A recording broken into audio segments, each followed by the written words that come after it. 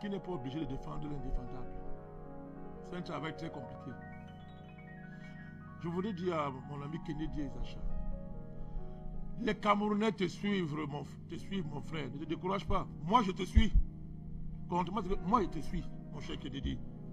Et voilà M. Kimani qui est là. Ce que vous dites là, je le lui avais dit ici lors d'une émission. Il m'a pris en partie, M. Kimani. Il m'a pris en partie. J'ai seulement laissé. M. Kamto, c'est l'employé du cabinet Mignard. C'est connu. C'est connu. Et il fait trop courageux pour travailler avec le cabinet Mignard. C'est un cabinet de criminels. M. Kennedy, vous êtes gentil. C'est un cabinet de babouza et de criminels.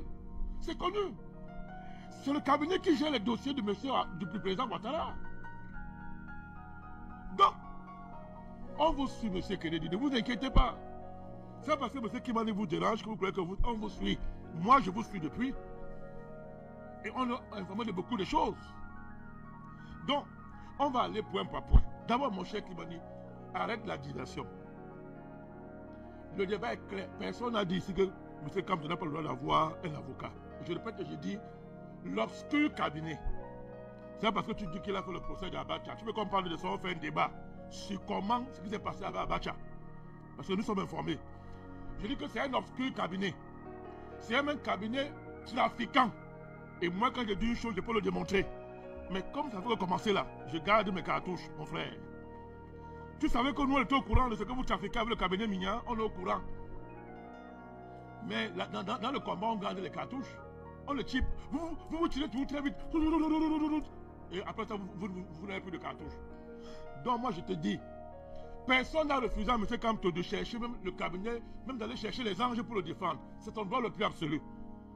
Je t'ai seulement dit qu'on ne confond pas les initiatives juridiques et les initiatives politiques pour faire la propagande et créer un brouillard pour troubler, continuer à droguer mentalement ceux qui vous suivent. C'est ce que moi je t'ai dit, mon cher frère. Donc ne faisons pas la diversion. Vous avez le droit de prendre le cabinet à Amsterdam, le cabinet Washington, le cabinet Genève. Allez prendre le cabinet que vous voulez, c'est votre droit le plus absolu. Mais de là à faire croire que dès qu'un avocat écrit à un président, vous avez gagné, arrêtez, c'est pas sérieux ça. Comme mon cher Kameni, tu es monsieur intelligent. Arrête de faire croire ça. Je t'ai dit que de là à ce que la procédure aboutisse, le soleil se sera arrêté. Je parle français. Hein? Le soleil va s'arrêter de briller. Et maintenant, je vais te dire après ce qu'il y a derrière. Je vais te dire ce qu'il y a derrière le cabinet Amsterdam et le professeur Kamto. Je vais te dire, peut-être que tu n'es pas au courant, je vais te dire. Il arrive que dans un parti, souvent, on ne soit pas informé de ce que fait le leader. Je commence. Tout à l'heure, tu as dit que le président Biya est le meilleur élève de la France. Il rencontre à M. Macron. Très bien. D'accord avec toi, M. Kimani. Supposons que le président Biya, c'est le démon. Il est même mauvais. C'est le même pion de la France. D'accord. Vous êtes, vous, obligé d'imiter M. Biya, le président Biya. Mais pas que vous voulez changer le Cameroun. Mais c'est qu'il y a des raisonnements, ça. On vous dit que quelque chose n'est pas bon. Vous dites que non. Le président Biya est aussi. Donc, c'est maintenant votre référence. Donc tu dis à Mondo Vision que c'est votre maître. Donc vous voulez donc dépasser le maître dans ce qui est mauvais, M. Kimani. Le monde entier nous entend. Si le président Biya est un pion de la France, comme vous dites, d'accord, pourquoi vous l'imitez? Nouvelle génération. Vous voulez les révolutionnaires. Et vous voulez imiter M. Biya. Deuxième chose, et ça c'est une démonstration logique, c'est vraiment à la limite mathématico-logique là. Toi-même tu viens de dire à Mondo Vision que on ne peut rien faire sans la France. Mais bon Dieu, tu reproches quoi, M. Biya? En rédaction, on te donne 0. Je dis en rédaction bien en exercice mathématique, on te donne 0. Comment tu reproches à M. Biya? Tu dis qu'on ne peut rien faire avec la France. Si on ne peut rien faire sans la France, c'est toi qui l'as dit à Mondo Vision. Mais tu reproches quoi au président Biya? Si on ne peut rien faire sans la France, donc M. Biya est lucide et rationnel quand il fait avec la France. Ça s'appelle démonstration logico-mathématique. C'est niveau seconde. C'est niveau seconde. Donc, on a Mondo Vision. Comme tu dis qu'on ne peut rien faire sans la France. Voilà les révolutionnaires. Hein? Qu'on ne peut rien faire au Cameroun sans la France. C'est toi qui le dis. Et tu reproches à M. Biya de faire avec la France. Oh, ben, il faut qu'on soit sérieux, mon cher ami. Il faut qu'on soit sérieux. Je te dis que je vais te prendre mot par mot. Troisièmement, si toi-même tu dis que la France est le diable, mon cher Eric Kimani, tu fais quoi en France? Sois cohérent. Si la France est l'ennemi du Cameroun, comme tu dis, tu fais quoi en France? Tu habites chez notre ennemi. Tu vis là-bas. Donc toi tu peux habiter en France et le président ne peut pas aller en France. révolutionnaires. Voilà les révolutionnaires. Moi, par le Cameroun, je n'ai même mis pied dans une ambassade depuis que je suis au Cameroun. J'ai été invité, j'ai refusé. Va vérifier. Je parle à Mondovision, monsieur Kimani. Les réseaux français m'ont approché officiellement. Je parle à Mondovision, par un intermédiaire. J'ai dit niet. C'était en Guinée équatoriale. Ça, personne ne parle pas. On ne voulait pas vous brailler trop. Ça, personne ne parle pas. Ce que dit là, il y a les témoins. Hein. Ils sont vivants. Il faut arrêter ça. Donc, vous dites que la France, le président Biya fait très mal de traiter avec la France. Vous allez vous déshabiller sans être encore au pouvoir. Vous vous déshabillez. Imaginez-vous alors au pouvoir. Vous allez vendre tout. Vous avez même déjà tout vendu avant d'être au pouvoir. Quelqu'un qui traite avec le cabinet Mignard, M. Kimani, pour l'Afrique, c'est un criminel, c'est le mot.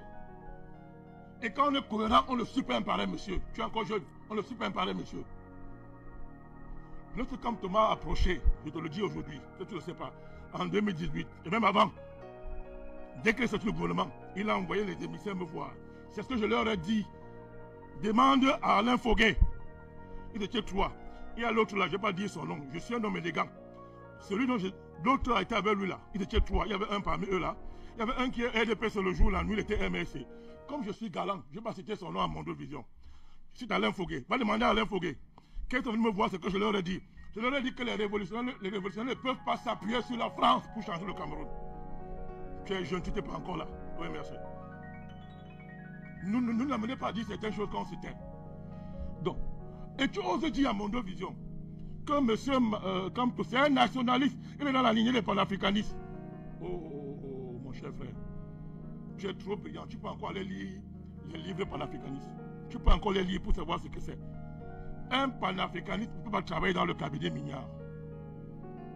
Je dis, quelle que soit la manière dont vous voulez justifier ça, un panafricaniste sérieux et conséquent ne peut pas se mettre au service des Mignards. Il fait la guerre au cabinet Lilias. Les panafricanistes font la guerre au cabinet Lilias, mon cher ami. Vous comprenez? Tu dis que M. Campos est dans la lignée de Oumyobert, des panafricanistes, et il va se déshabiller devant les étrangers, et il passe son temps à travailler pour que l'étranger vienne occuper son pays. Vous appelez matin, midi, soir, l'intervention étrangère chez vous. Cite-moi un nationaliste qui a fait comme vous. Cite-moi un nationaliste camerounais qui a fait comme vous.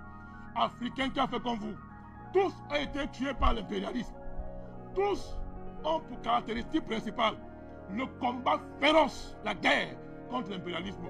Vous vous vantez d'être porté par les impérialistes. C'est votre point fort. Matin, midi, soir, vous menacez le Cameroun tous les jours en convoquant l'impérialisme. Vous dites que vous n'êtes pas l'africaniste? Ok. Zekimani, je te prends en direct à Mondovision. Dis-moi la position du MSC sur l'homosexualité. Tu es pas l'africaniste. Dis-moi la position de M. Campos sur l'homosexualité. Sur le lesbianisme. Sur tous les LGBT. Dis-moi la position de ton parti sur les lois bioéthiques comme vient de voter à Paris, M. Macron. Dis-moi la position de ton parti, je dis que tu es pour l'africanisme. Nos positions sont claires. Les panafricanistes sont contre ça. Jamais ils ne se donneront contre ces choses-là. Mais dans la position de ton parti, l'ami intime de M. Campos s'appelle Mme Alice Com. Elle a dit dernièrement que par tous les moyens, on va légaliser les LGBT au Cameroun. Tu n'es pas au courant de ça?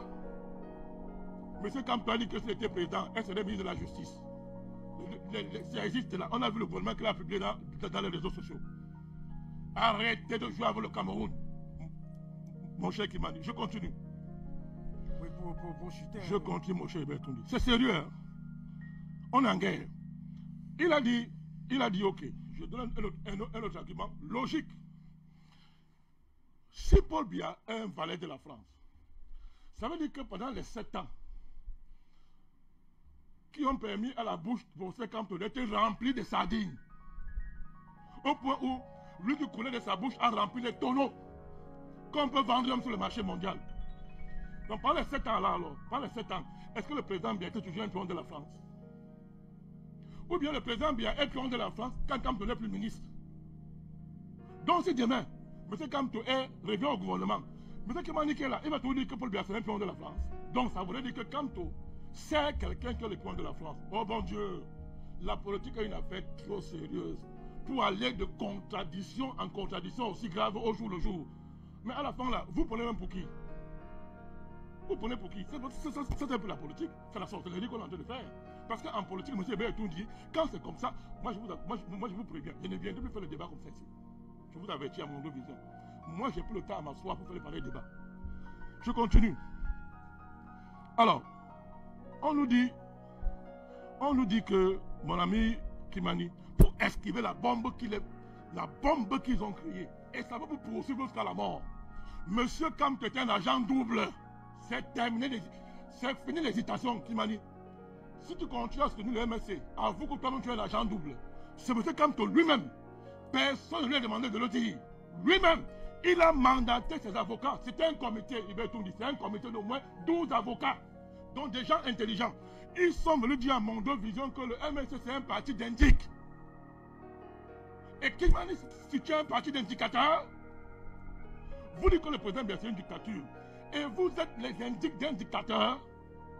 Je lis encore, écoutez bien. On s'en parle là. Je lis. Le professeur Messager, 29 mardi 29 septembre 2020. C'est quelques jours, il va être dit. Le professeur Kamto dit encore que lui, républicain, ne peut pas être complice ni auteur du port d'armes contre les autorités camerounaises, ni complice d'une insurrection. Donc, il dit qu'il est républicain, mon cher Kimani. Comment un pays, une république peut être en même temps république et dictature? Ton leader est en train de dire que le Cameroun c'est une république. Et toi tu es assis là à Paris. Tu claironnes le matin, mais tu dis que non, c'est une dictature. Le professeur Kamto, par ses avocats, est en train de présenter ses certificats de républicain à M. Mengangele pour qu'on ait pitié de lui. Le professeur Kamto est en train de dire au monde entier que le Cameroun c'est une république. Il respecte le droit du Cameroun. Et toi tu es là que c'est une dictature. Mais vous prenez les Camerounais pour les qui? C'est pas moi qui ai dit, c'est comme, voici le journal. Donc, si on peut en même temps être un agent double, lui-même il a avoué, c'est pas une injure, c'est Kamto lui-même qui a avoué par ses avocats, c'est un agent double. La nuit il est contre le président Biya, le jour il est contre le président Biya, la nuit il donne des informations sur tous ceux qui veulent renverser le régime de Biya. Le monde entier doit attendre ça, il va le tout dire. L'infamie, la supercherie est terminée. Vous comprenez? Mon frère qui m'a dit que non, c'est parce que vraiment on va nous accuser d'être un parti qui prend les armes, aller chercher ailleurs. Oh, mon ami et frère, tu es un grand monsieur qui m'a dit. Parce que toi au moins tu fais les débats. Ton leader ne fait aucun débat. Toi au moins tu fais les débats et je te respecte pour ça. En France, les hommes politiques professeurs font les débats matin, midi, soir, et débats contradictoires. Ton leader, lui, ne fait jamais les débats. Mais toi, tu m'as dit, tu fais les débats. Et pour ça, je te respecte. Comment tu peux dire ça? Si tu voulais être sérieux, pourquoi le professeur Kamto n'a pas fait une déclaration aux Camerounais pour dire que, peuple camerounais, je vous prends à témoin. Pour que le président Biya et son régime ne m'accuse pas d'être à la sorte de l'étranger, voici, je viens vous dire qu'on m'a approché, des individus camerounais et étrangers m'ont approché pour que j'engage une action d'insurrection armée. Pourquoi au lieu de faire ça, il va voir Mengangele à 3 h du matin, quand tout le monde dort. Il va le voir avec les anges pour dire que non. DGSN dit à Paul Biya, je suis avec lui, hein. On est venu me voir pour me dire qu'on le renverse comme ça. Dis-lui que moi je ne suis pas là, mais on va faire ça la nuit. Comme ça le jour, je continue à jouer mon jeu. Monsieur Kimani, je n'exagère pas. C'est Kamto qui l'a dit dans le messager lui-même. Donc avec ça, descendez sur terre, soyez un peu humble. Respectez les Camerounais et le Cameroun. Vous ne pouvez pas défendre un peuple qui ne vous aime pas. Un peuple qui vous a tourné le dos. C'est ce qu'on a vu le 22. Les Camerounais vous ont tourné le dos. Et M. Kamto a pris acte de ça. Donc lui a dit que si la marche avait été une réussite, vous ne serez pas allé voir Mengangele. Merci. J'ai terminé. Eh bien, si la marche avait été un succès, il ne serait pas allé voir Mengangele. Les Camerounais n'auraient pas su que Kamto est un agent double. Que le MSC c'est un parti d'indic. Personne n'aurait su. C'est parce que c'est échoué. Que maintenant pour sortir, parce que la pression monte, on vend. On montre au monde entier qu'on est un vendeur. Je termine pour vous dire ce qu'il y a derrière le cabinet d'avocats. Très rapidement. Voilà. Monsieur Bertundi, vous croyez qu'un cabinet, un parti et un leader qui n'a pas été en mesure de supporter la pression, la petite pression de 3 policiers dans la rue, et qui déjà se déshabille et renie tout ce qu'il a dit, Vous croyez que ce parti peut oser porter la responsabilité des sanctions internationales contre les dirigeants du Cameroun? Parce que la pression ira plus loin. Donc quand M. Kennedy vous donne les ramifications de M. Kamto, ces réseaux, vous n'avez pas compris. Un cabinet d'avocats, ça sert aussi à négocier. Vous savez qui m'a demandé de convoquer la jurisprudence. Les pareils dossiers dans le monde, allez voir, se terminent souvent par les négociations, par derrière. Ça veut dire qu'on vient voir le cabinet, on lui dit ok, laisse tomber l'affaire, voici l'argent. Les cabinets d'avocats aiment beaucoup l'argent. Les avocats aiment l'argent, c'est l'argent. On fait ça pour demander l'argent. Lorsqu'on nous dit qu'on a arrêté Bibou Nissak et qu'on sort, je fais la publicité aux gens qui ne méritent même pas. On les a arrêtés illégalement. Moi je pose la question à mon ami Kimani. Ceux qui avaient été arrêtés en 2008, étaient-ils des êtres humains? Je te pose la question à Mondo Vision. Ceux qui avaient été arrêtés en 2008, ceux qui sont morts sur les bases de la répression en 2008, comme moi, je portais comme ça dans les rues pour amener à l'hôpital, étaient-ils des êtres humains? Donc c'est quand vous arrêtez vous. À partir de là que vous avez écrit, le Cameroun doit s'arrêter. C'est trop d'imposture. Merci, merci. Et les Finances, le ministre délégué à la Justice.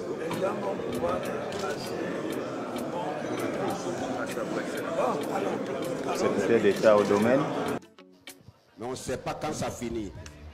Quand tu souhaites la guerre, si toi tu ne meurs pas dedans, ton frère peut mourir dedans, ton ami peut mourir dedans, une connaissance peut mourir dedans, ton beau-frère peut mourir dedans. C'est-à-dire personne ne sort gagnant d'une guerre. Personne, tout le monde sort perdant. On ne peut pas souhaiter la guerre, même à son pire ennemi. Préservez ce drapeau, préservez le Cameroun, l'Afrique en miniature. Je vous remercie. Merci.